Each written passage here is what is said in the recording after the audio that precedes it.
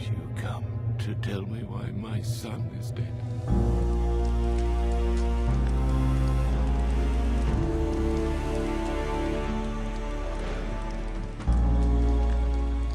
If we were to crown the most unfairly maligned ruler in the Lord of the Rings films, Denethor II would undoubtedly take the top spot. Thanks to his portrayal in the movies, he has practically become synonymous with a failed ruler.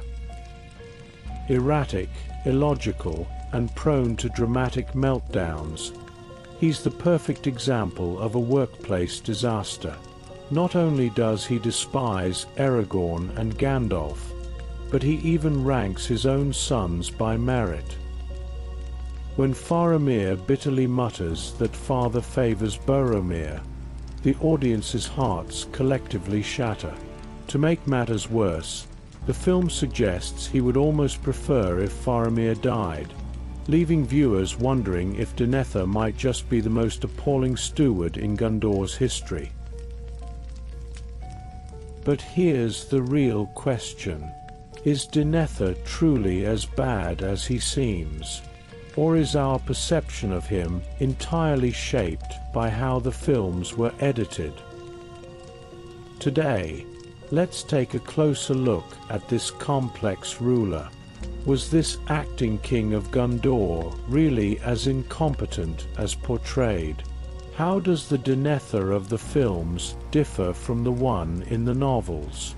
And why was he so prejudiced against Aragorn, Gandalf, and his younger son Faramir?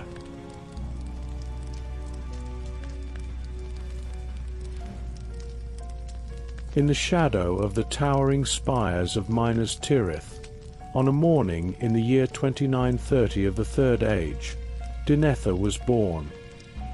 His cry echoed through the quiet halls, as though heralding the emergence of a resolute soul. His father, King Ecthelion II, stood at his cradle, gazing down with a mixture of anticipation and worry. Gondor's future required a strong leader, and it seemed his son was destined to shoulder that fate. In his youth, Denethor displayed extraordinary wisdom and resilience. He immersed himself in ancient tomes, especially fascinated by the history and tactics of Gondor. He often stood atop the high towers of Minas Tirith, gazing into the distant shadows, silently vowing to protect this kingdom threatened by darkness. Despite his youth, he was already involved in important family councils, and his sharp insights earned the respect of the elders. However, his pride and self-assurance began to take shape during this time. He saw himself as the rightful guardian of the throne, the heir to Gondor's glory. Even his father, Ecthelion, began to feel uneasy about the sharp edge of his son's growing personality. When news of Aragorn reached him, Denethor was leading a small-scale skirmish on the border. As the heir to Gondor, he quickly devised a precise strategy that crushed the enemy, earning the praise of the entire army. However, upon returning to Minas Tirith, he found that the hero of the victory was not him, but a stranger, a warrior known as Thorongil, whose victory over the Umbar pirates had captured the attention of the entire city. His manners were graceful yet humble, not at all like the typical mercenary. Instead, he carried an innate regal presence. For the first time, Denethor felt a threat. He stood in a corner of the hall, coldly watching as the crowd gathered around the young hero, a quiet rage and jealousy stirring within him. Who is this man? Denethor silently pondered. He tried to find a flaw in Thorongil's demeanor, but found none.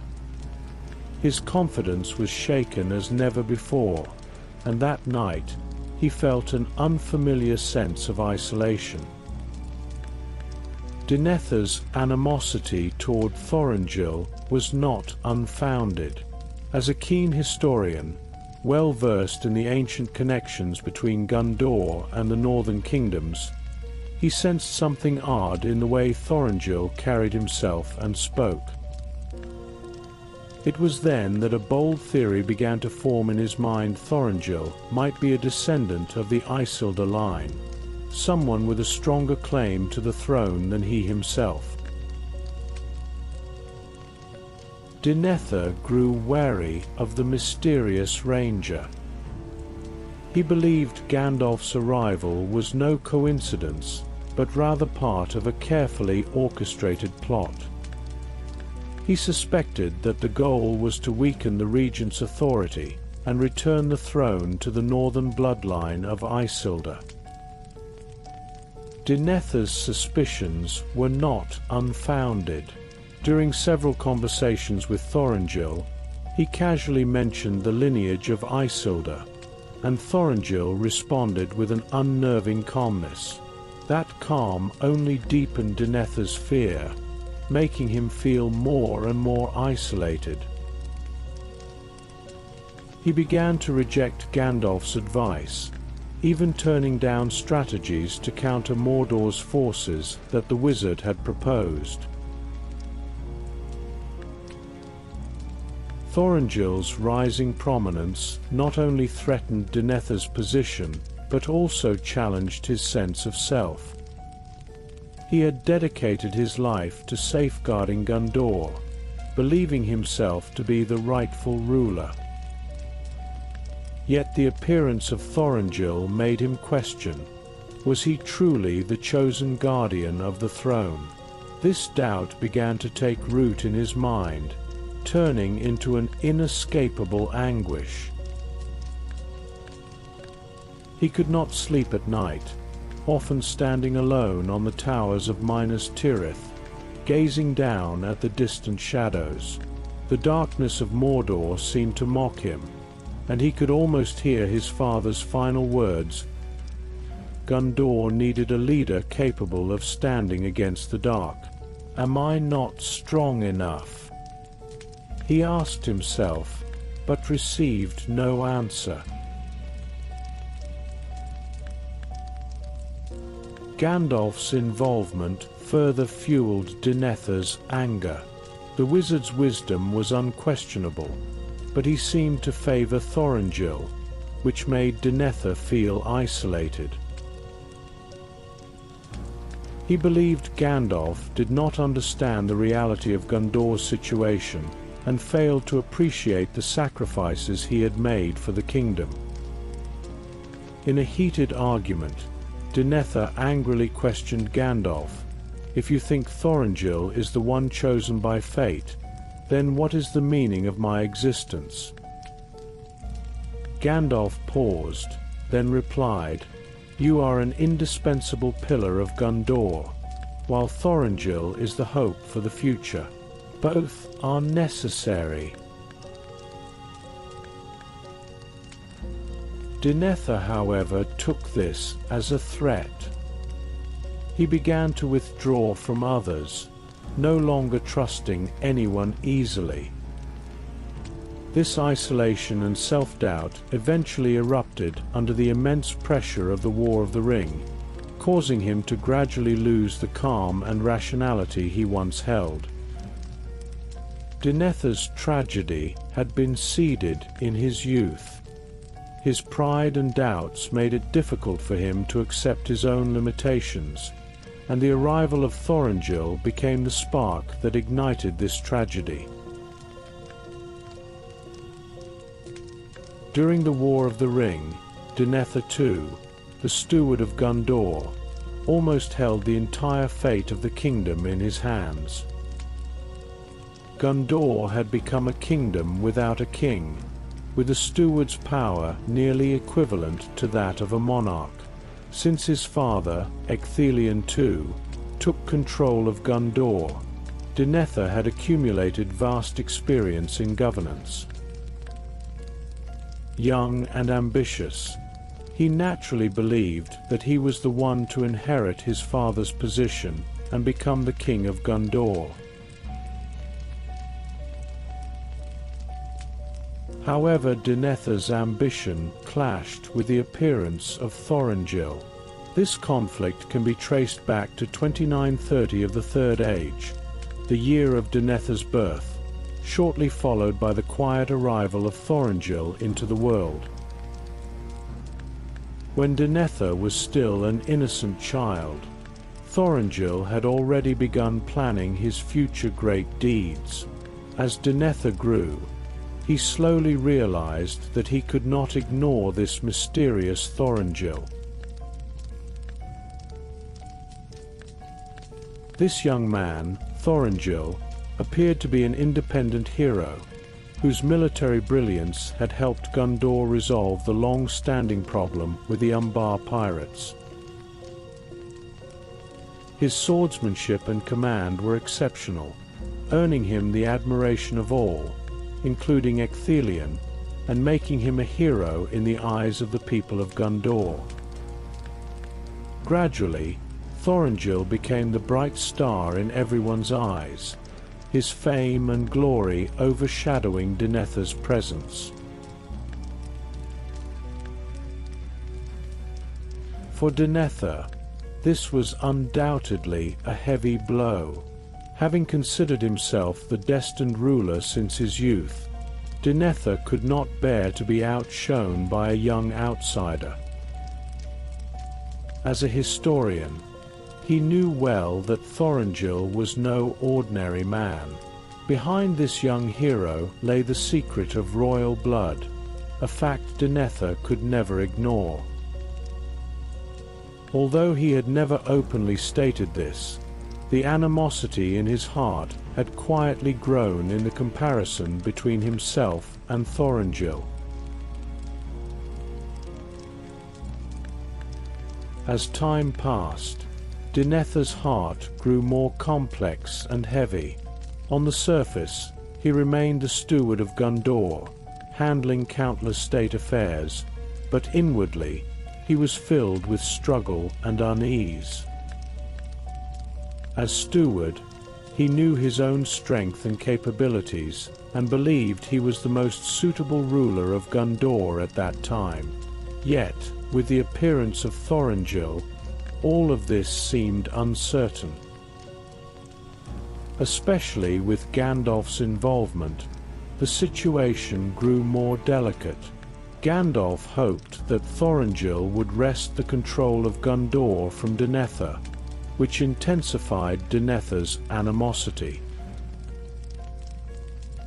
His heart burned with anger toward Gandalf and Thorongil, and this emotion smoldered behind his silence, nearly consuming all his reason.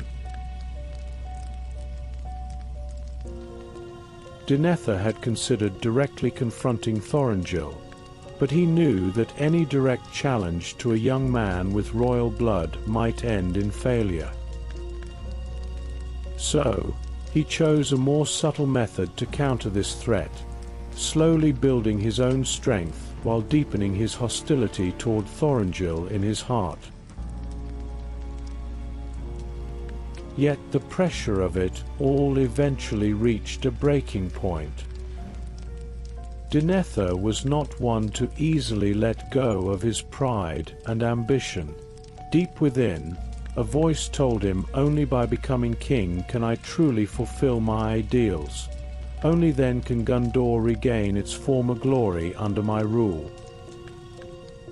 This desire for the throne became like an incurable poison, slowly corroding his soul. In a conversation with his father, Ecthelion, Denethor felt the weight of family pressure. Though his father was old, he still carried the dignity and wisdom of a king. Ecthelion seemed to sense the inner turmoil and contradictions within his son and sighed softly.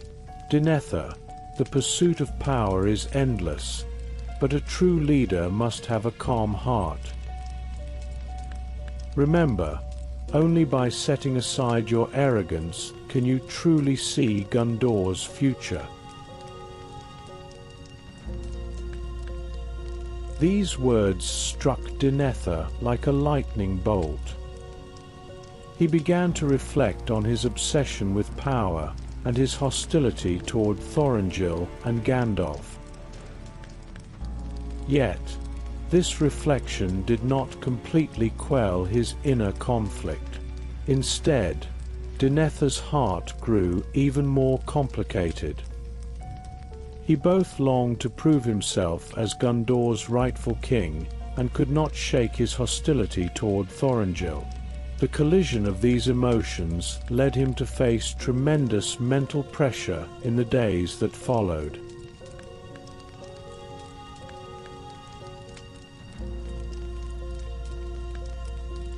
By the year 2976 of the Third Age, 46-year-old Denethor was no longer the young, ambitious man he once was. The marks of time had left traces on his face, aging him somewhat, but his eyes remained sharp, full of wisdom and resilience. That year, he married Finduilas, the sister of Prince Dol Amroth, a gentle yet strong woman who became his companion in life, supporting him through many difficult moments. Together they had 2 sons, the elder Boromir and the younger Faramir. Boromir was Denethor's most beloved son, for he bore the most resemblance to his father. Handsome, brave, and proud, Boromir naturally exuded the qualities of a leader, as if he were born to inherit the throne. Denethor saw in him the reflection of his younger self. He knew that Boromir would be Gondor's hope, a pillar of the future of Middle-earth.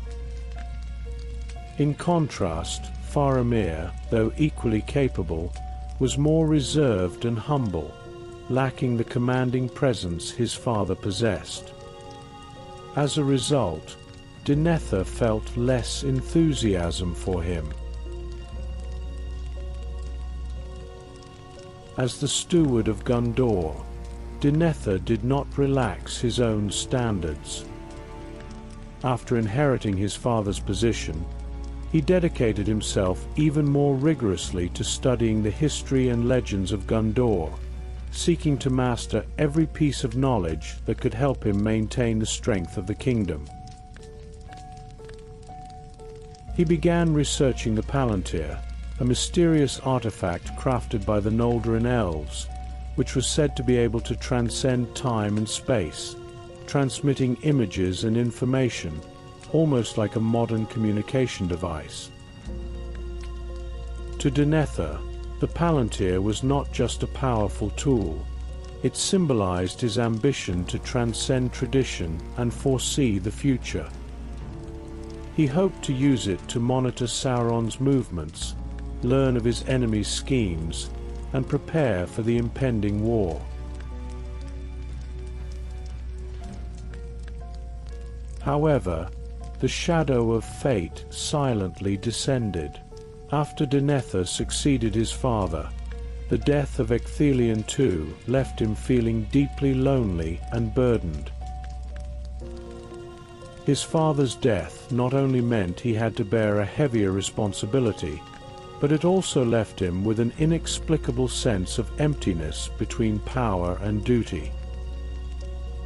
Without his father's protection, he had to face the ever-growing threat of Mordor alone. At that moment, Denethor had an unsettling premonition. Sauron's dark power was stirring, and the shadow of Mordor was gradually enveloping all of Middle-earth. His kingdom, Gondor, would likely no longer be able to stand apart. As time passed, Mordor's power grew stronger, and Denethor's mood grew heavier. He began to speak less, becoming more withdrawn, sinking into deep thought day after day. No longer as receptive to advice as his father had been, he began to make increasingly difficult decisions on his own, relying on his deep understanding of Middle-earth's situation. His autocratic style of leadership strained his relationships with some of his advisors and made governance more challenging.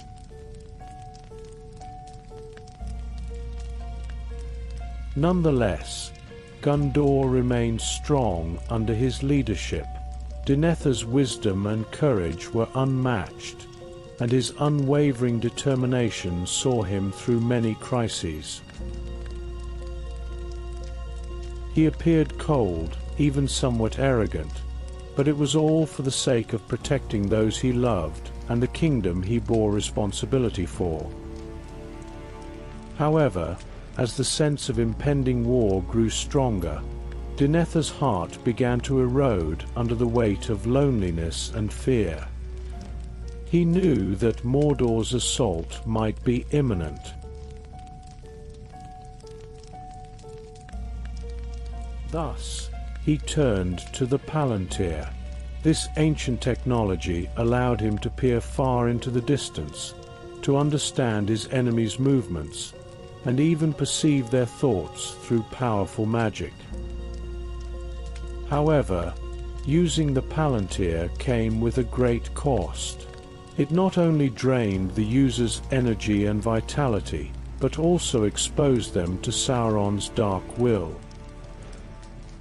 Every time Denethor gazed into the Palantir, the temptation of corruption from the abyss was almost irresistible. Sauron's shadow would appear on the surface of the stone, trying to pull him into the dark whirlpool. But Denethor, with his unyielding will, managed to resist the temptation of corruption. On countless silent nights, he faced the Palantir alone, his heart filled with endless anxiety and unease about the future. In those moments, he was not only the leader of a kingdom, but also a lonely soul, bearing a weight he could not share with anyone. Each time he gazed into the Palantir, he saw the dark movements of Mordor, the disasters and betrayals that were bound to occur. These revelations were both warnings and burdens that weighed heavily on his spirit.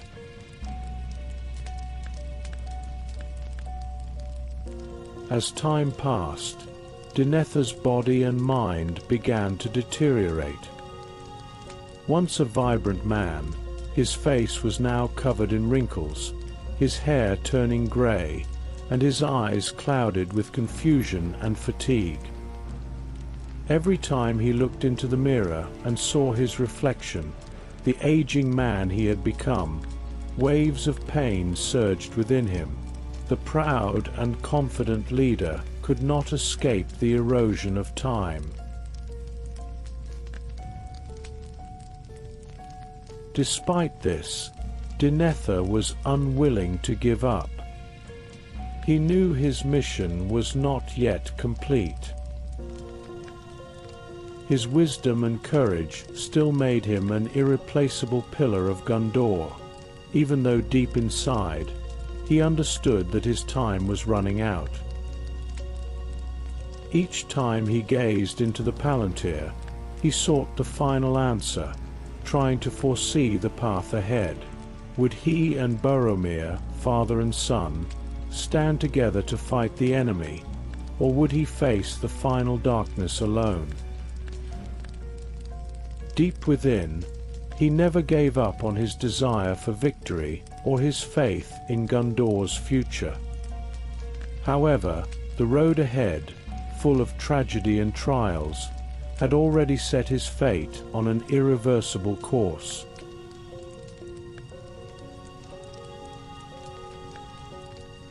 As the years passed, the relationship between Denethor and his sons became increasingly subtle and complex.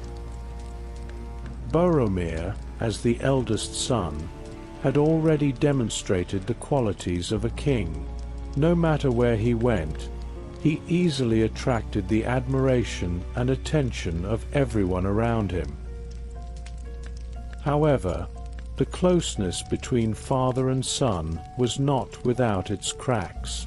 Denethor loved Boromir deeply and placed all his hopes and dreams on him.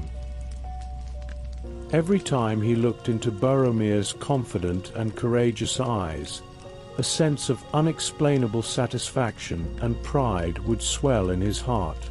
But behind this pride, Denethor knew that Boromir was destined to bear a great responsibility, both for the family and for the entire kingdom of Gondor.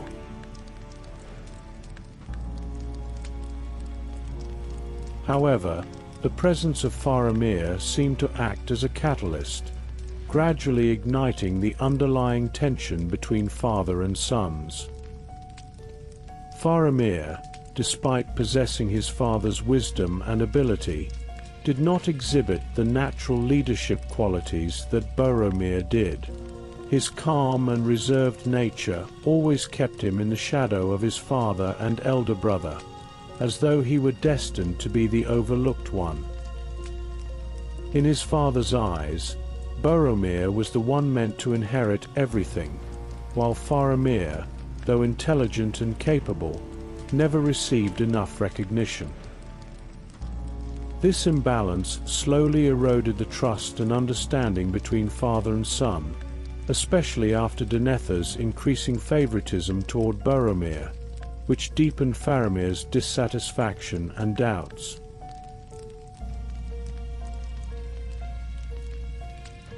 One evening, during a family dinner, Faramir could no longer hold back the anger within him. He sat in silence for a long while before suddenly speaking, his voice low and filled with rage. "Father, do you wish me dead in Boromir's place?" This sentence was like a sharp knife, thrusting deep into Denethor's heart. Instantly, the entire room fell into an eerie silence. Denethor froze, his gaze meeting Faramir's, and a flash of indescribable pain flickered in his eyes. He had never imagined that his love and favoritism could provoke such a strong emotional reaction in Faramir. Yet deep down, he understood that his favoritism toward Boromir had made Faramir feel abandoned and ignored. Though he had never said it outright, Denethor's affection for Boromir had long been evident.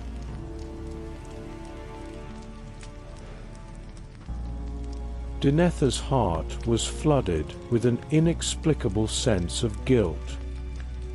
He realized that he had never truly looked at the situation from Faramir's perspective. Boromir's brilliance always unconsciously drew Denethor's focus, while Faramir, the steady and wise son, had never received the recognition he deserved. Though Faramir did not have Boromir's outward charisma and fervor, he possessed a calm leadership quality that allowed him to make wise decisions in critical moments. But these excellent qualities seem to have been consistently overlooked by his father.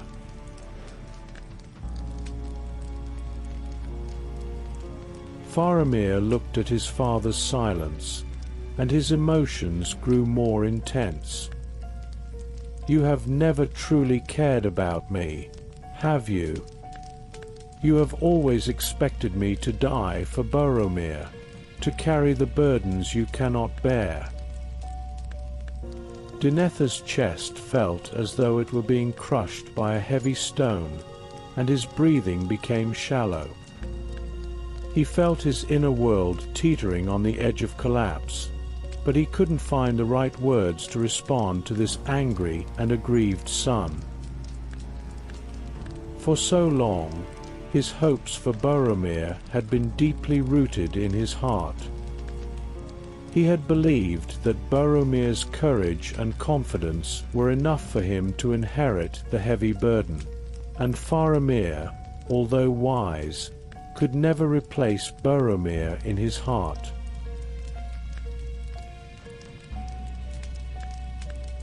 But in that moment, Denethor's innermost being understood clearly that his favoritism had deeply hurt Faramir.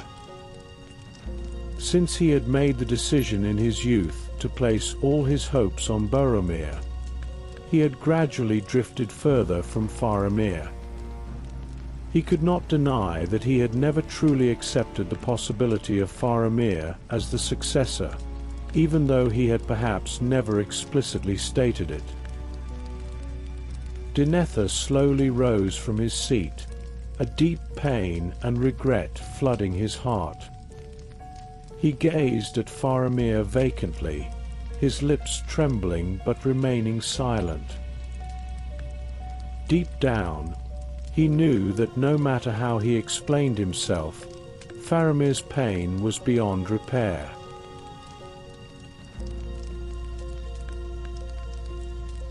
"I never wanted you to die." Denethor's voice was low and hoarse, filled with helplessness and deep self-blame. "But you are my son, and I hope you understand that I have always been making choices for both of your futures. I don't wish for you to walk the same path as Boromir." Faramir stared coldly at his father. There was no anger on his face, only a deep, profound disappointment. "You've never understood me, father," he said quietly. "You only see Boromir. You only see the glory and pride in him. You don't care about me. You don't care whether I'm truly fit to bear this responsibility."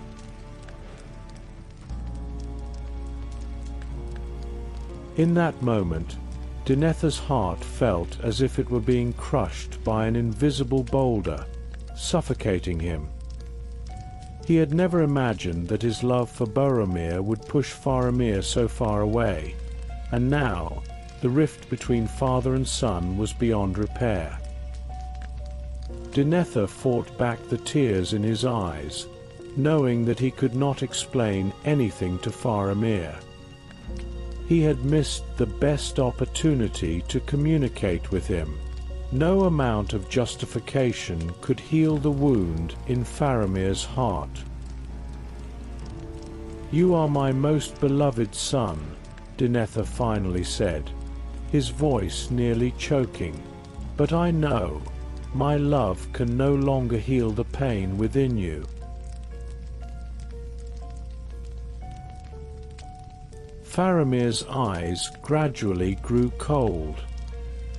He turned and left the room, leaving behind an eerie silence. Denethor stood there, his heart storming with turmoil, unable to calm himself. His heart was torn in pain, as if everything had collapsed in an instant. Although he had always believed that he was paving the way for Gondor's future, at that moment, he realized that the most important familial bond had been lost along the way.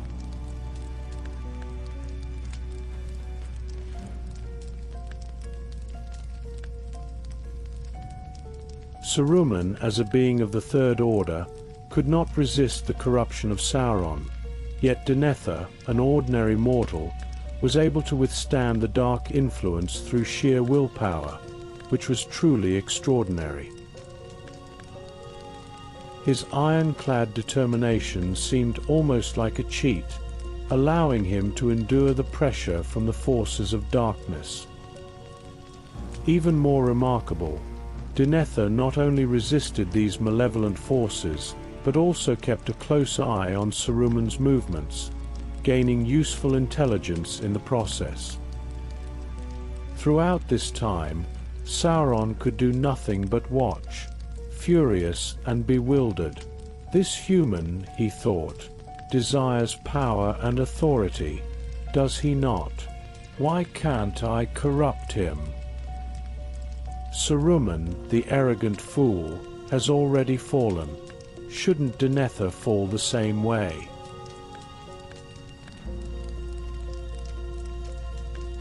However, despite Denethor's powerful will, he was still merely a mortal flesh and blood, and prolonged struggle with the forces of darkness eventually took its toll on him.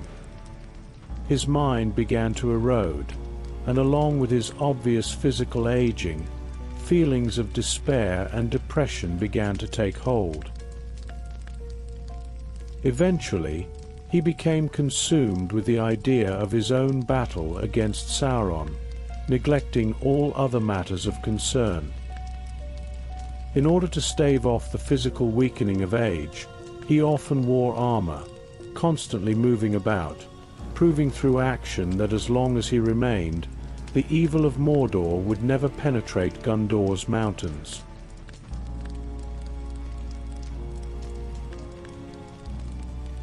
But with Sauron's actions growing more frequent, and with two tragic events looming, Denethor slowly descended into despair under the relentless pressure. By the year 3018 of the Third Age, the same year as the events of the Lord of the Rings, one fateful day in June, on the eve of Sauron's invasion of Osgiliath, Denethor's two sons, Boromir and Faramir, both had the same dream. The dream contained strange, prophetic phrases, and the brothers shared it with their father. Upon hearing it, Denethor immediately realized it was connected to Rivendell. To understand the meaning of the dream, one of the brothers had to go to Rivendell in person.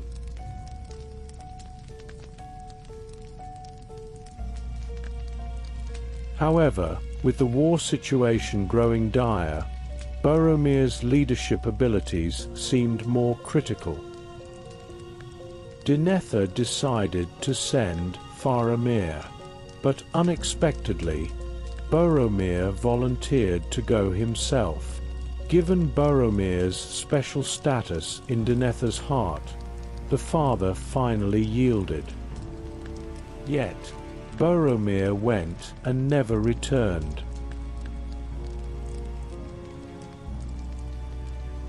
Denethor and Faramir had heard the horn of Gondor, but a few days later, the Watchers brought them the broken horn. Denethor knew what this meant.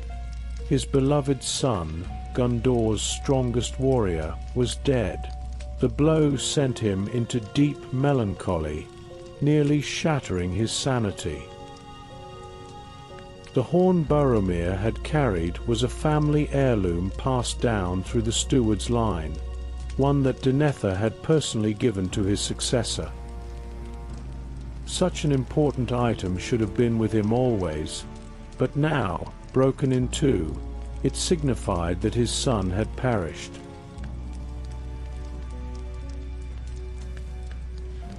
Boromir was not only the heir to Gondor, but its mightiest warrior. Denethor had long believed that Boromir was the kingdom's trump card, the only one capable of fighting Sauron's forces. Now, with that card lost, the hope of victory seemed increasingly distant. This led him to rely more heavily on the Palantir, growing colder and more ruthless. Though Sauron had not fully corrupted him, Denethor had tasted the bitterness of despair. 13 days after Boromir's death, Gandalf arrived in Minas Tirith with Pippin. Denethor was initially furious, but soon grew deeply interested in the hobbit who had witnessed the death of his beloved son. Pippin, swearing loyalty to Denethor in gratitude for Boromir's rescue, told him everything he knew about Boromir. Denethor listened intently, a sense of grim satisfaction rising within him.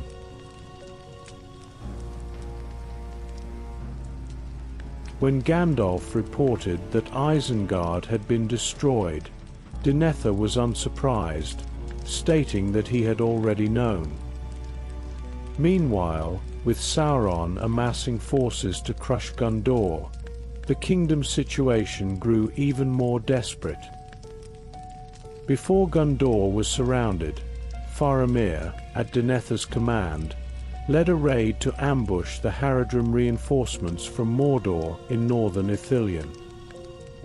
By chance, the raid crossed paths with Frodo, Sam, and Gollum, and the two hobbits were captured. Faramir interrogated them, and Sam inadvertently revealed the secret of the One Ring.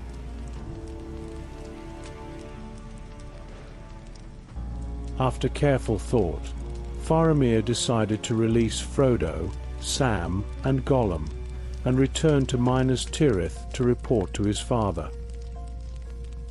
Meanwhile, Sauron launched a full-scale assault on Gondor. When Denethor learned that Faramir had allowed the ring-bearers to escape, his fury reached such a height that he nearly collapsed. A fierce argument broke out between Denethor, Faramir, and Gandalf over the matter of the ring. Denethor condemned Faramir for what he saw as a noble but reckless act, one that disregarded the lives of Gondor's people. He believed that if Boromir had been in Faramir's place, he would never have hesitated. He would have returned the ring to his father.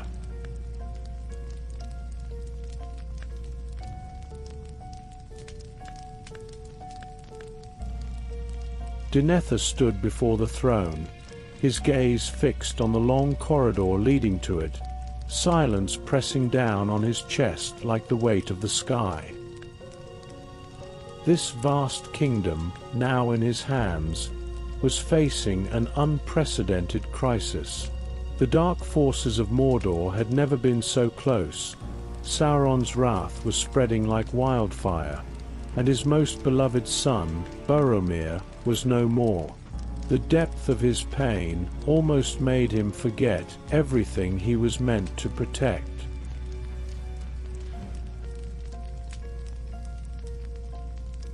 Father, Boromir's death means the end of Gondor. Faramir's voice was low and resolute. Standing before his father, his face was marked with sorrow and helplessness, yet his determination was still clear. Though he deeply loved Boromir, he understood that he must now bear all the responsibility. But his father's silence, and the growing coldness in his attitude, made him feel a distance he had never felt before.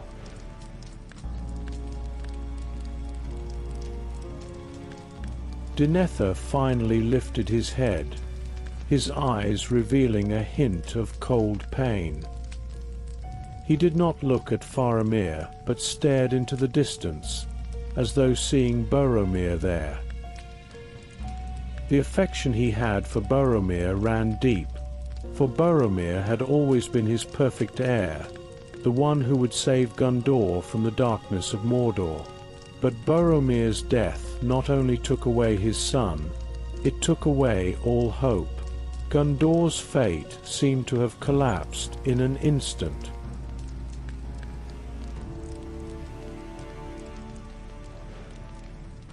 Faramir's words pierced Denethor's heart. Boromir's death had indeed changed everything. Denethor's voice was hoarse, full of uncontrollable anger. "But I don't need you to remind me of this."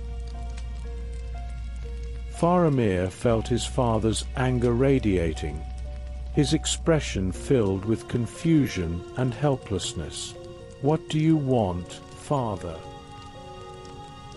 How do you expect me to save a situation that's already beyond salvation? Gondor has lost Boromir. Do you still expect me to bring the ring back to you?" His tone grew more urgent, reflecting his growing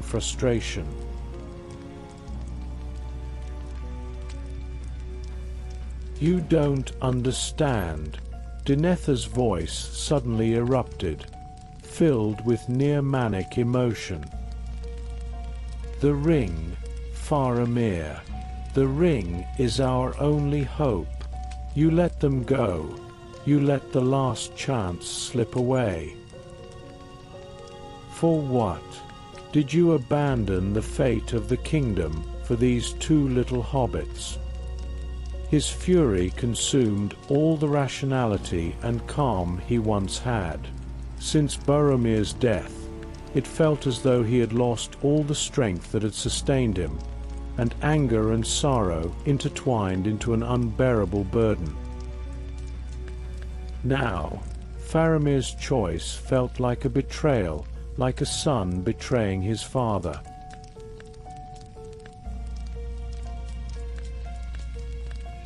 Faramir clenched his fists, took a deep breath, and tried to keep his tone calm as he looked his father in the eye.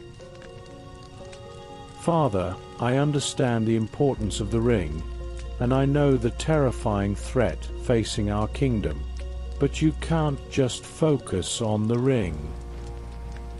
You can't put all your hopes into that little piece of jewelry. We still have our people. We still have the brave warriors willing to sacrifice for Gondor. Father, you cannot drown yourself in endless despair.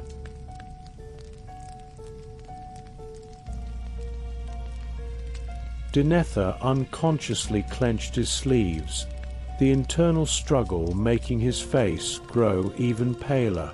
Every word from Faramir seemed to tear at his sanity and his soul.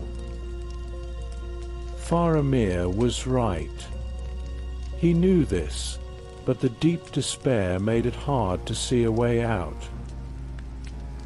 Every time he thought of Boromir, of never being able to rely on him again, his heart ached as if pierced by needles.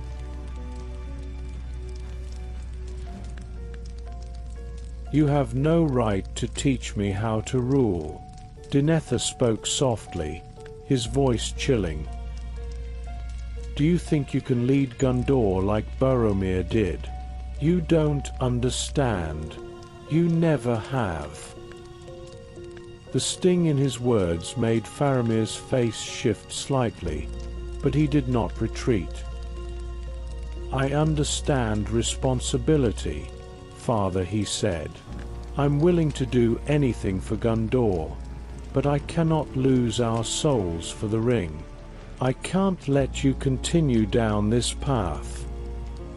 His voice trailed off, knowing that his father's pain and despair had already driven him to a point of no return.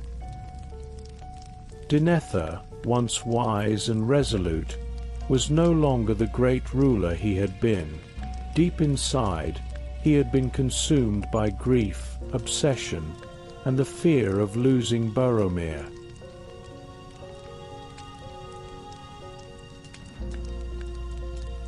Faramir turned to leave, but just as he reached the door, Denethor's voice broke through again, low and fragmented. You don't know. You will never understand. Boromir was Gondor's future, our only hope. The words were filled with so much pain and rage that Faramir could barely endure them. His steps faltered, his gaze shifting to his father with a complex mix of emotions, deep contradiction and helplessness. Denethor had clearly fallen into some form of madness, and the source of it all was the lingering despair and the unbearable pain of losing Boromir.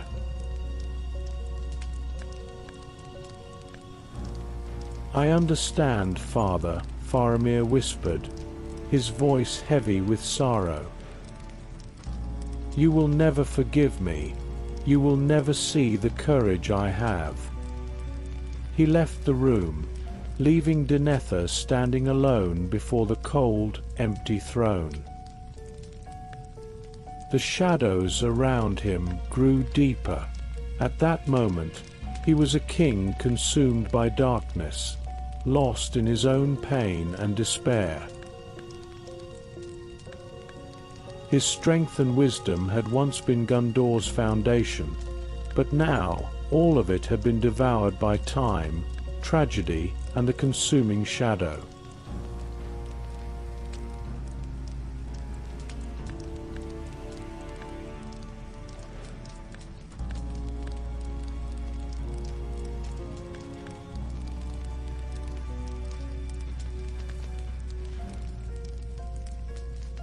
In the council hall of Minas Tirith, the atmosphere was tense, like a bowstring drawn tight, as if swords could be drawn at any moment. Gandalf sat at one end of the long table, his piercing gaze fixed upon Denethor. The face of the steward of Gondor looked particularly gaunt, years of worry and anxiety etched into the deep lines of his forehead, yet he still sat upright, like a statue on the verge of collapse. If the One Ring falls into Sauron's hands, it will be the end, Gandalf said softly, his voice carrying both urgency and a warning. No one, whether it be Boromir, Faramir, or you, can wield it. Denethor, however, scoffed, as though he had heard some absurd joke. His gaze swept across the faces of those gathered at the table, then rested sharply on Gandalf. His voice was as cutting as a blade. You think I do not understand the danger of the ring. I know its power better than anyone, but it is precisely because of that knowledge that I understand. It cannot fall into anyone's hands except mine.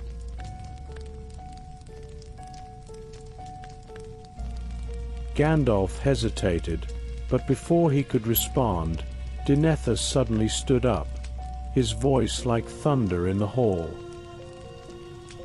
If Boromir was still here, he would never have let the ring fall into the hands of the enemy. He would have taken it back to Gondor without hesitation, giving us a glimmer of hope. And Faramir. Father. Faramir's voice cut through Denethor's words. His face was filled with anger and pain. Do you truly wish it was me who died, not Boromir?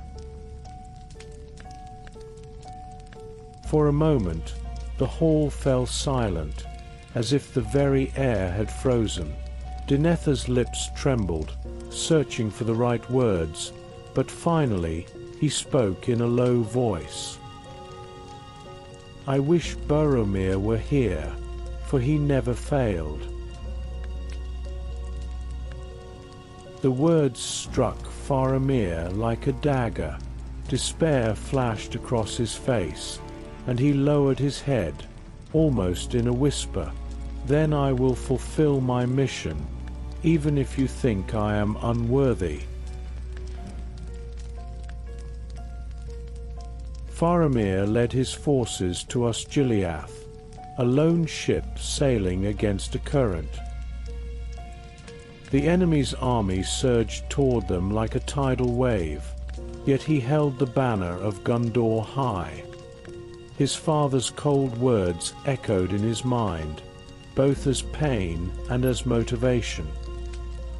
He told himself that even if he could not win his father's approval, he would prove his worth through his actions.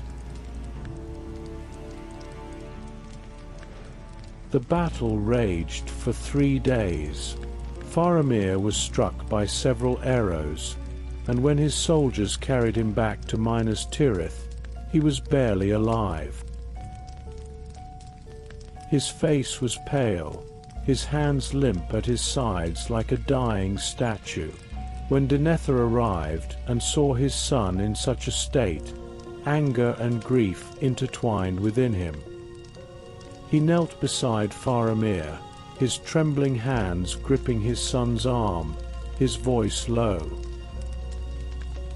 "Why must you die in such a pathetic manner? Boromir would never have let the enemy drag him back." His tone was sharp, but his eyes revealed the unmistakable pain of a father's heart. He had not even realized that tears were streaming down his face. That night, in the castle, Denethor made the decision to take the Palantir. He stared at the dim but deep orb, as though he could see Sauron's gaze piercing through time and space, fixed on him. Through the Seeing Stone, he saw the endless armies of darkness, Sauron's banner raised, and the fall of Minas Tirith looming.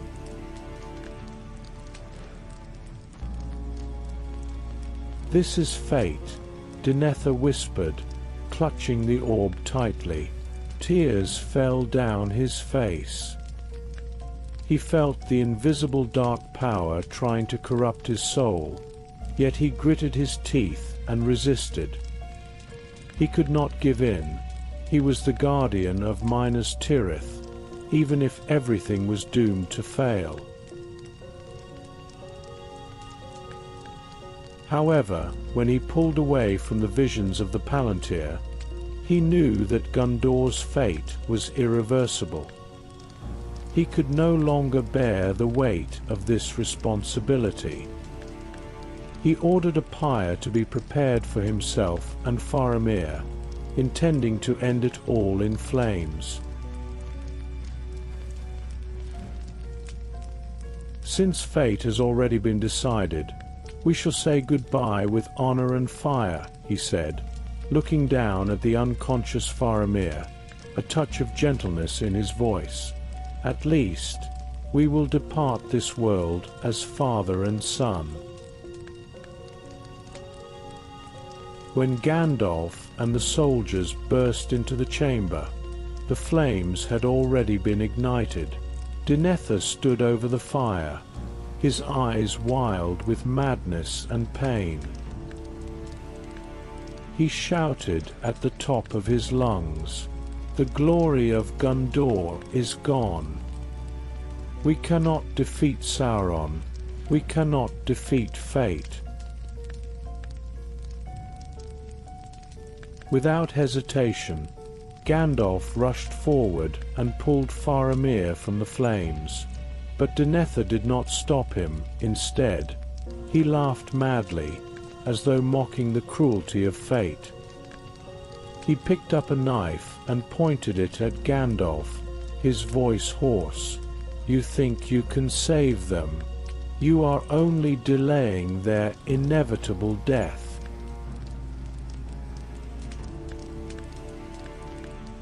In the end, Denethor turned away and threw himself into the flames. His figure disappeared in the blaze, the guardian of Minas Tirith choosing to end his story in despair and fire. When the smoke cleared over Minas Tirith, reinforcements from Rohan arrived. Gandalf stood on the walls, looking down on all that had happened. He muttered softly. Denethor could not overcome his pride and despair. And on his sickbed, Faramir's hand moved slightly, as though responding to his father's unfinished regret. His survival gave Gondor a thread of hope, though that hope was now faint.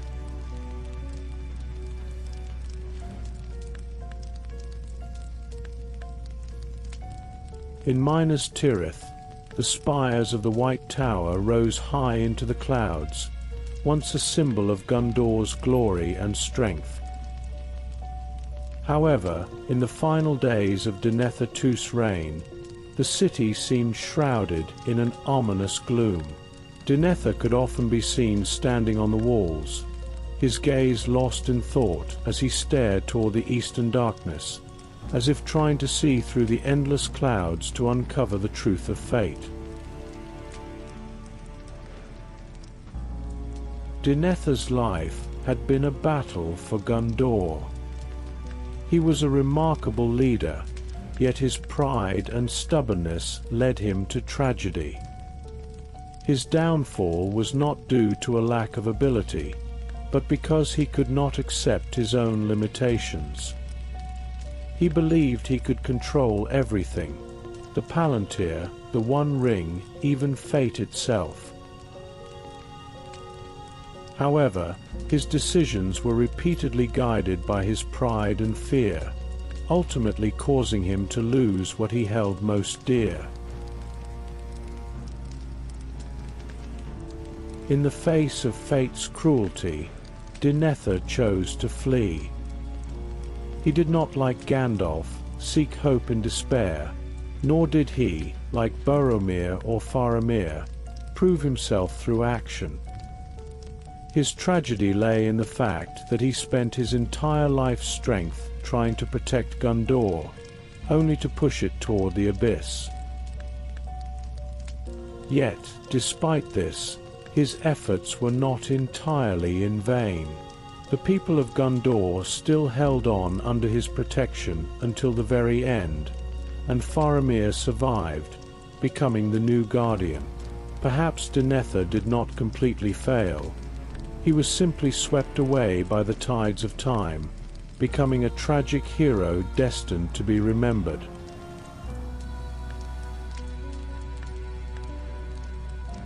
If you also enjoy The Lord of the Rings, feel free to leave a comment and discuss it. Tell me which character is your favorite, or share the stories behind The Lord of the Rings. Thank you for listening, and good night with sweet dreams.